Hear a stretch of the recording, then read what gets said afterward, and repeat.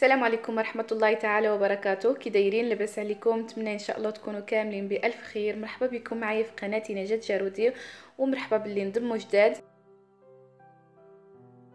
اليوم ان شاء الله اختاريت نشارك معكم ميني تشيز كيك بمقادير بسيطة وبكريمة كتجي رائعة وسهلة التحضير. هكذا كيجيو فرديين وغزالين بزاف. تقدروا ديروا من هاد المقادير تشيز كيك بقالب كبير طبعا، وكيجي من هاد القوالب الصغيرين فردين كيجي احسن، والشكل ديالهم رائع وغزال. نتمنى ان شاء الله يعجبكم وتجربوه. الى عجبكم بارطاجيوه مع احبابكم وصحابكم وعائلتكم باش تكبر القناه ديالي. كتفرحوني بزاف التشجيعات ديالكم وكتفرحوني بزاف. لي لايك ديالكم وكومونتير زوينين ديالكم. وبسم الله على بركه الله نبداو المقادير. بسم الله. اولا عندي في المقادير عندي بسكوي هرمشتو، درت علبه ديال البسكوي بحال هذا ديال القرفه. تقدروا ديروا البسكوي اللي بغيتو نتوما واللي حبيتو. عندي هنايا 3 المعالق كبار ديال الزبده ذوبتو. هنايا عندي المقادير ديال الكريمه. عندي 6 ديال الحبات ديال الفرماج لا باش كيغي، وعندي ساشي ديال نيدو ديال 60 غرام. غادي ندير واحد ساشي ديال 60 غرام، والساشي الاخر غادي ندير منه غير 2 معالق كبار.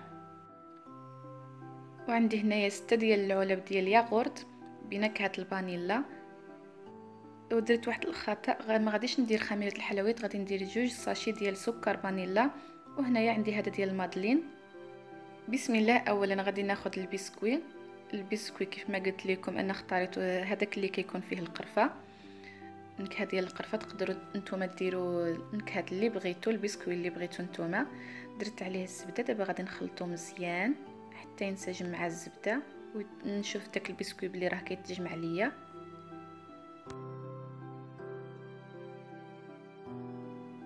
هنايا خديت هذا القلب ديال المادلين، وغادي ناخذ معلقه كبيره من البسكوي اللي خلطت مع الزبده، وغادي نفرغو هكذا. انا درت البسكوي درت علبه ونصف، حيت بغيت هاد الميني تشيز كيك يخرج ليا بزاف. درت منه 24 حبه. الا بغيتو نتوما ديروا غير 12 حبه. تقدروا تنقصوا من المقادير كيف ما بغيتو نتوما، ديروا غير 3 ديال العلب ديال ياغورت وتنقصوا من كل حاجه. انا هنايا بغيت ندير بزاف، داكشي علاش درت هكذا.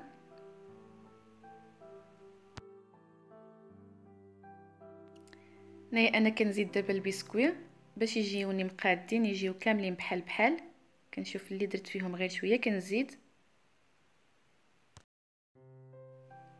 وهنايا غادي ناخذ هذا الكاس، غادي ندير به هكذا بالقاع ديالو. كنضغط على البسكوي هكذا، ونبقى نستمر على هذه الطريقه حتى نكمل البسكوي كامل.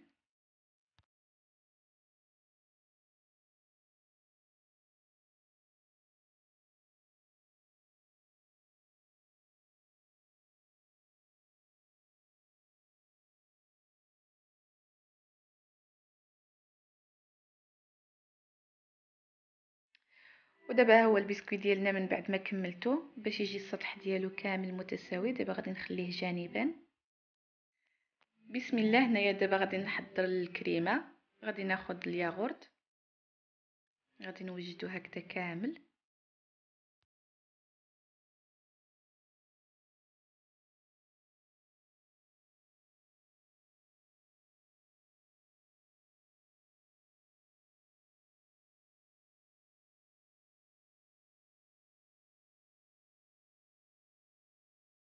ودابا غادي ناخذ هاد الياغورت ديالنا بنكهه الفانيلا، غادي نديرو هكذا. تقدروا ديروه في مونيميكس تخلطوه. انا غادي نديرو هكذا باش نخلطو بالخلاط الكهربائي. غادي ندير هاد الياغورت كامل، نستمر على هاد الطريقه حتى نكمل ونرجع لكم.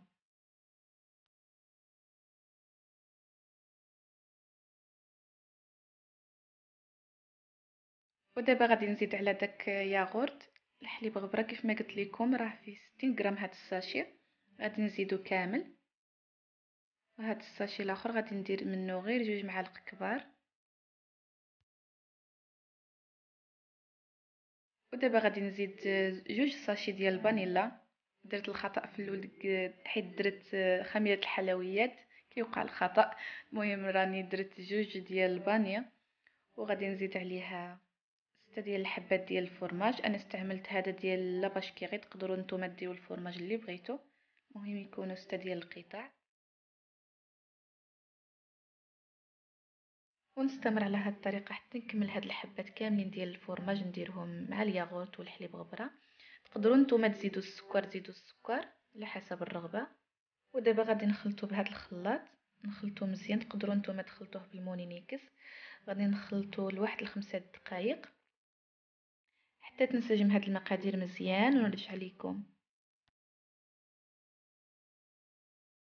ها هي الكريمه ديالنا كيفاش رجعات، كيفاش كتكون سائله.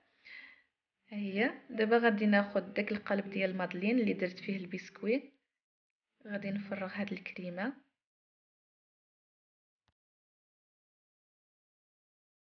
ونستمر على هذه الطريقه حتى نكمل هاد الكريمه كامله. وكيف ما قلت لكم في الاول، راه هاد المقادير اللي درت انا راه عطاوني 24 حبه. نتوما تقدروا تنقصوا من هاد المقادير باش ديروا غير 12 حبه. انا غادي نفرغ بهادو 12 حبه، وغادي نزيد 12 حبه اخرين غادي نصور لكم في الاخر. وملي نكمل هاد الكريمه ديالنا دابا غادي ندخلو للفران. ملي غادي ندخلو للفران كيكون شاعل من الفوق من التحت والنار متوسطه.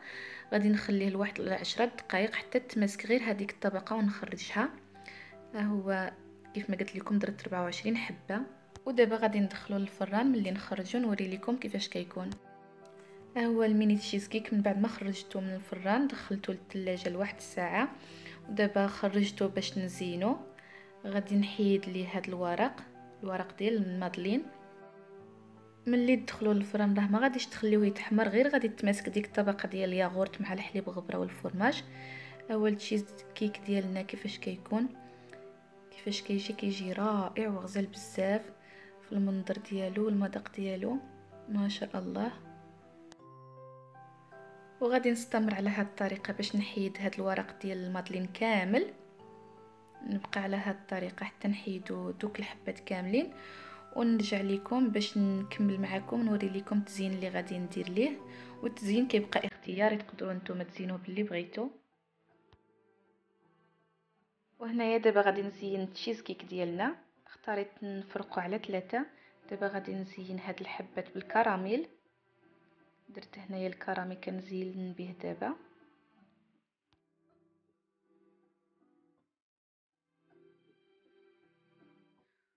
وعلى هاد الكراميل اختاريت ندير هاد القطع ديال البنان، قطعته هكذا الى دوائر. غادي ندير جوج ديال القطع على داك الكراميل اللي درت، ونستمر على هاد الطريقه حتى نكمل هاد التزيين.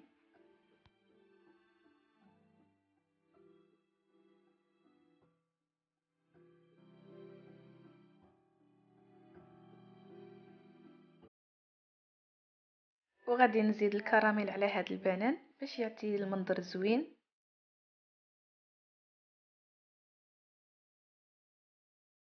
وهنايا غادي نزين بعض القطع بصلصه ديال الفرامبواز اولا التوت الباري. غادي ندير هكذا بالمعلقه صغيره.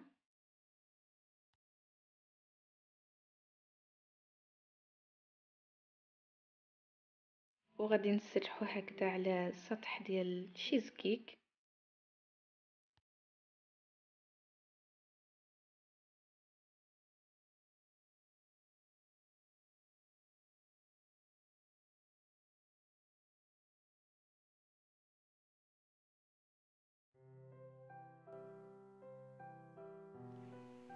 ودابا غادي ناخذ هاد الحبات ديال الفرامبواز اولا التوت الباري، غادي نديرو هكذا من الفوق ديال الصلصه ديال الفرامبواز.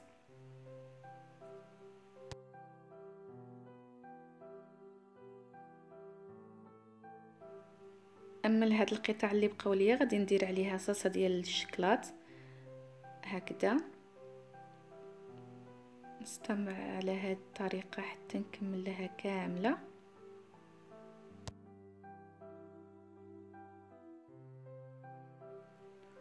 وهادو اللي درت عليهم صلصه الشكلاط غادي ندير عليها اللوز مهرمش. نستمر على هاد الطريقه حتى نكملو كامل. طبعا التزيين كيبقى اختياري نتوما والخاطر ديالكم.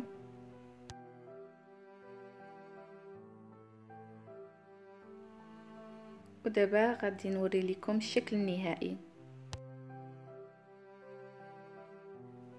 ها هو الشكل النهائي ديال التشيز كيك ديالنا، كيجي غزال بزاف ورائع. تشيز كيك صغير وفردي، كيجي هكذا المنظر ديالو غزال بزاف وزوين ولذيذ بزاف، وما كيحتاجش الوقت بزاف، ما كيحتاجش المقادير بزاف، سهل التحضير واقتصادي. نتمنى ان شاء الله تجربوه لحبابكم وعائلتكم. طبعا تقدروا ديروه في قالب كبير نتوما والخاطر ديالكم، والتزيين كيف ما قلت لكم كيبقى اختياري على حسب اللي عندكم في الدار واللي متواجد. نتمنى ان شاء الله تحضروه لحبابكم وعائلتكم، والى عجبكم الفيديو شاركوه مع احبابكم وصحابكم وعائلتكم باش تكبر القناه ديالي. وشكرا لكم على المتابعه، وما تنسونيش بلي لايك وكومنتي زوين تفرحوني بيهم. والى فيديو قادم ان شاء الله، والسلام عليكم ورحمه الله.